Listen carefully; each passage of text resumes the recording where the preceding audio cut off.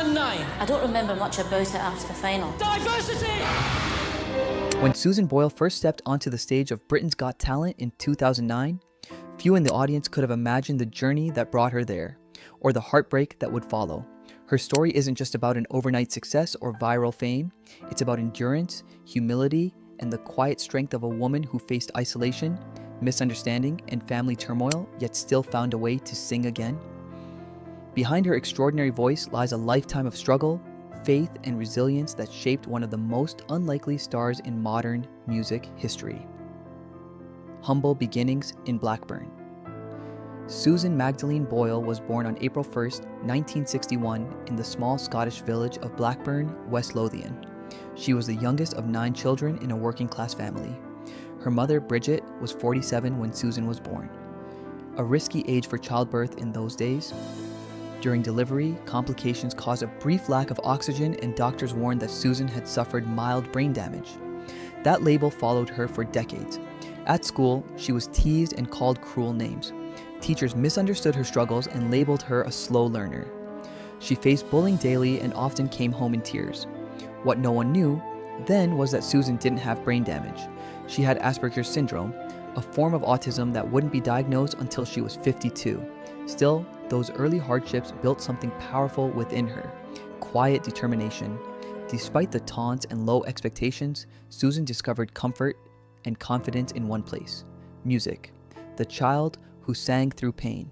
Home, life offered little refuge. Her father, Patrick, a World War II veteran, struggled with anger and trauma from his service. The household could be tense and unpredictable. Yet, through those moments of fear, Susan found her escape in singing. She would stand in front of a mirror with a hairbrush, pretending it was a microphone, singing songs by Barbra Streisand and Elaine Paige. Music became her safe space, a world where she wasn't judged or misunderstood, where her voice mattered more than anything else.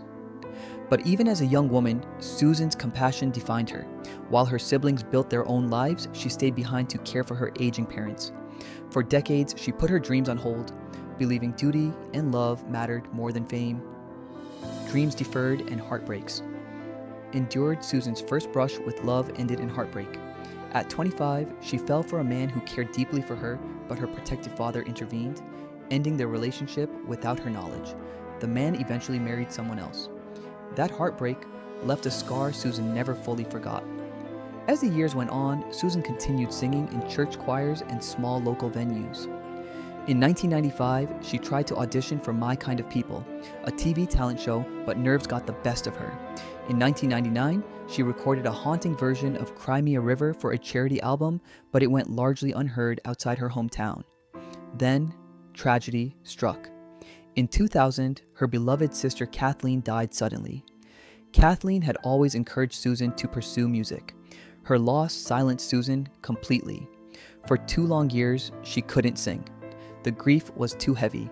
The dream that once brought light to her life dimmed almost to darkness. The promise that changed everything. By 2008, Susan had lost her father and, most painfully, her mother Bridget, who passed away at 91. For 2 years, Susan withdrew from the world. Curtains stayed drawn. Her house was silent except for her cat, Pebbles. But before her mother's death, Bridget made Susan promise one thing: to never give up on her singing. That promise became Susan's anchor. In 2008, she filled out a form for Britain's Got Talent, determined to honor her mother's wish. She had no stylist, no media coach, just her voice, her faith, and her courage. On April 11th, 2009, she stepped onto the stage in Glasgow in a simple gold dress. The audience smirked. The judges exchanged doubtful glances, but then she sang I Dreamed a Dream. Within seconds, the laughter stopped. Simon Cowell's jaw dropped. Amanda Holden's eyes filled with tears. The entire theater rose to its feet. That performance didn't just change Susan's life, it reminded the world never to judge by appearances, overnight fame, and the weight of the world. Within hours, Susan's audition went viral. In less than a week, over 100 million people had watched her performance online. She became a global sensation overnight, hailed as the voice that brought back faith in true talent. Yet behind the headlines, Susan struggled with the sudden storm of fame. Reporters camped outside her home. Cameras followed her everywhere. After losing in the BGT final to the dance group Diversity, the pressure became overwhelming. Exhausted and emotionally drained, Susan was admitted briefly to a private clinic for rest. Even Simon Cowell admitted later, "We handled it badly. We underestimated how fame would hit her." Despite the chaos, Susan showed resilience. Just days after her release, she joined the Britain's Got Talent tour, performing in 20 cities to roaring crowds. Her courage inspired millions once again. Fame, fortune, and family fractures. But with fame came complications. Susan, who had lived modestly all her life, suddenly found herself worth millions. She gave generously to family, nearly $1.8 million in total. Unfortunately, money didn't heal old wounds, it deepened them. Arguments erupted among her siblings. Accusations of greed and betrayal surfaced. A few relatives clashed over how much Susan had given or withheld. One even made threats that left her deeply distressed. For someone who had always valued peace and loyalty, these betrayals were devastating. Despite the turmoil, Susan remained compassionate. She once said, "I'd rather lose money than lose my soul." Her humility never wavered, even when the spotlight grew harsh. Rediscovering herself. In 2013, Susan finally received clarity that changed her life. Doctors diagnosed her with Asperger's syndrome, explaining the social challenges she had faced for years. Learning the truth brought immense relief. She realized she wasn't damaged. She was different, and that difference was part of what made her special. Her intelligence, sensitivity, and perfectionism, all traits of her condition, were the same qualities that gave her voice its power. "I now know who I am," she said proudly. "It's a relief." A year later, she experienced another personal milestone. During a US tour, she went on her first real date at 53 with a kind American doctor. For Susan, who had once thought love had passed her by, it was a sweet and hopeful chapter. Living simply, staying true. Even after earning tens of millions, Susan stayed grounded. She still lives in the modest home in Blackburn where she grew up, now owning the neighboring house for a bit of space and privacy.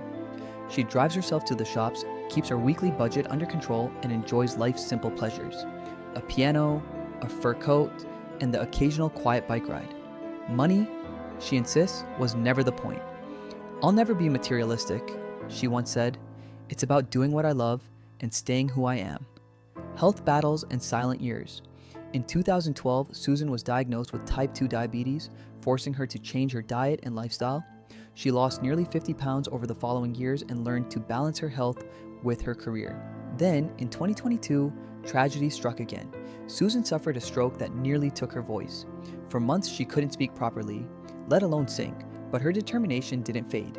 Through months of therapy, speech training, and vocal exercises, she fought her way back. Her goal was simple: to sing again, no matter how long it took.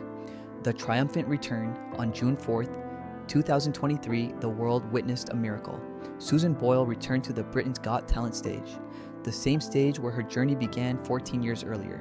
She sang "I Dreamed a Dream" once more, her voice filled with emotion and gratitude. The crowd rose to their feet. Simon Cowell, visibly moved, called it the most inspiring comeback I've ever seen. It wasn't just a performance, it was a testament to resilience, to hope, and to the human spirit's ability to rise after being broken. A new chapter, healing, and hope. By 2025, Susan had regained most of her voice after thousands of hours of therapy. On her 64th birthday, she returned to social media with a simple message: "I'm back. Definitely back. Thank you for waiting." The post exploded with support, 500,000 likes and thousands of comments from fans around the world. She announced plans for a new album, a documentary about her recovery, and charity projects supporting children with autism. Her story had come full circle, from a misunderstood girl in Blackburn to a global inspiration who had touched millions with her authenticity and courage. Conclusion: the dream that never died. Susan Boyle's journey is not a fairy tale, it's a human story.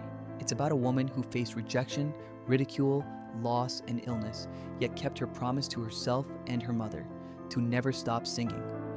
Her voice may have made her famous, but it's her resilience that makes her unforgettable. Susan once said, "You can't just have a dream, you have to fight for it." And that's exactly what she did. Through silence and song, fame and loneliness, Susan Boyle proved that the truest strength doesn't come from perfection, it comes from perseverance.